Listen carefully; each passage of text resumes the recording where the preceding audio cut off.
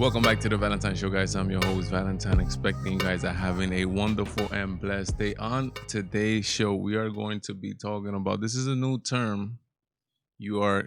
Once you finish watching this video, you are now going to have a new term in your vocabulary, and you're going to be thanking the Valentine Show for eternity for this new word I'm about to show you, or term, better said. The term is, did you know that you were a BIPOC? Some of you guys are not BIPOCs, but I'm sadly a BIPOC. I just found out yesterday I'm a BIPOC. I didn't know until yesterday, but now I'm a BIPOC. What is BIPOC? What is this new word? When it's talking about new words, new this changes to dictionary, automatically go and think leftist ideologists, the left wing. What are we going to edit now in the English language? BIPOC is an acronym, and it stands for Black, Indigenous, and People of Color Movement. We're here at the website. Go check it out for yourself. The BIPOCproject.org. We are going to be laughing a little bit because this is what we do when we find a lot of stupidity.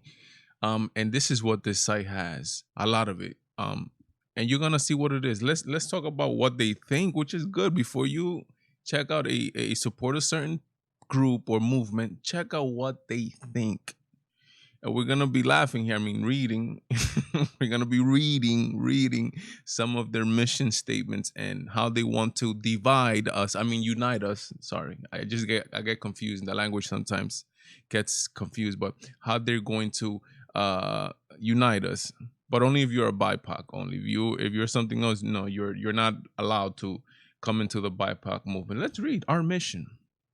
These are the two founders right here, and we're gonna see who these people are. I think it's all the way at the bottom who they are.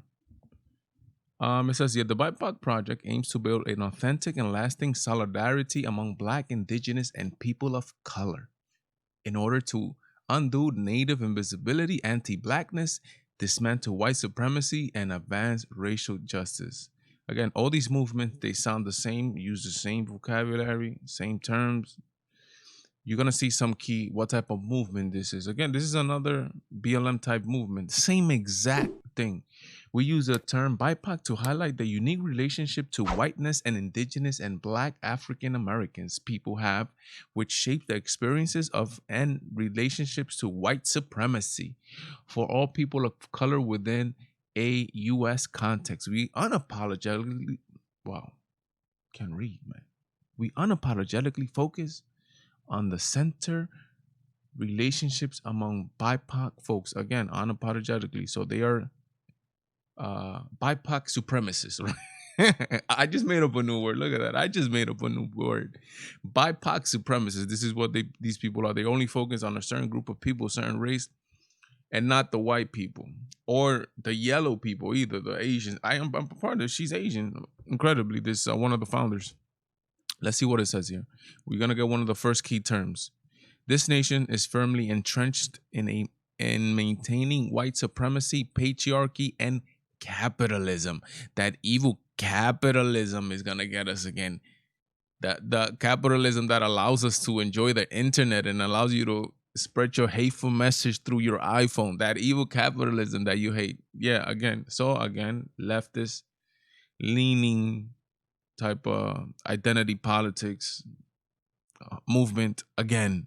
You know, I mean, nothing new here, but just the word is fun. It's funny. Let's read a little bit more here. BIPOC Project Solidarity Principles. Decolonized stories seek, learn, share, and affirm the distinct histories of BIPOC communities and unlearn dominant narratives. Develop a power analysis. I get triggered on number 3, I think it is.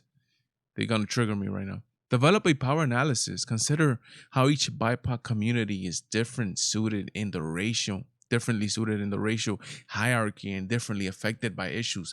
Look, 3 triggers me 100%. Uplift Native and Black communities. What happened to color communities? So now we're going to be anti-color communities? I don't understand. Honor the legacy of Native and Black resistance to colonization and white supremacy, and actively examine how disparities and injustices uniquely affect Native and Black communities. Again, some of the same jargon and blah blah blah blah blah. Let's see what it says here. Our theory of change here. People of color always understand the need for our spaces without white people. Look at this. Listen up, white people. You keep playing around, but they're coming for you. People, and this doesn't matter if you're a leftist or liberal. They just said people of color. I mean, white people. Look, people of color have always understood the need for our own spaces without white people present for our own safety and healing. To be honest, again, I'm a proponent of free speech. I'm a proponent of that. But there's just some speech that is just calling for hatred of another race, and this is it right here. People of color have. Tell me how would this make sense? White people have always understood the need for our own spaces without black people present for our own safety and healing. How does that sound? Does that sound tolerable? Does that sound logical? You put brown. Brown people have always understood the need for our spaces without white people present for our own safety and healing. Put any other race there. Black people have always understood the need for our own spaces without brown people present for our own safety and healing.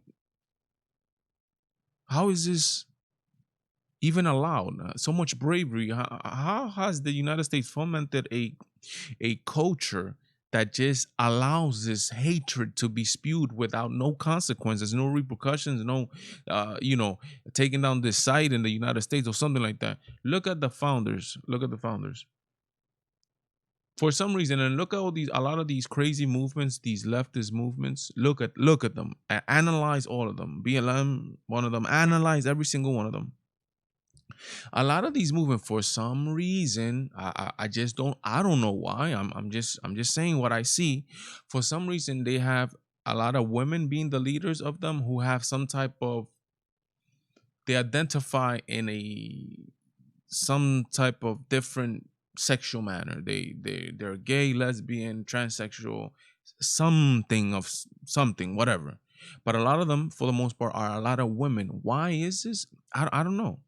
Look who's the founders. Merle. Merle is a black queer cis woman with extensive management practices experience in youth work, including a focus on challenging interpersonal structural racism and blah blah blah. Yeah, whatever. Fiona. Fiona is an Asian. This is one of the very few Asians that I see involved in this. To be honest, not too many Asians involved in a lot of leftist propaganda. Why? My guess is they come. A lot of these leftist these Asians, I'm sorry, come from countries where, you know, the freedom of the press is not available. The ability to speak your mind is not, is not protected. Especially if you're a woman, you're treated less, etc., etc., etc. Fiona is an Asian immigrant, queer cis woman with extensive experience in facilitating change and transformation at the intersection of personal development. Blah blah blah blah blah. Again, another leftist movement, BIPOC. I'm a BIPOC. You learn something new on the Valentine show, guys. Remember that we're trying to make it to 1,000 subscribers here on the channel, and the only way we're going to do it is with your help. How? By subscribing, by liking, by sharing. All that helps out the channel. Remember, every Friday, 8 p.m. to 9 p.m. Eastern, the live call-in show where you are able to literally challenge me directly, or we could just have a nice civilized chat like humans did back in the old times. God bless, Godspeed me, Valentine. I am out.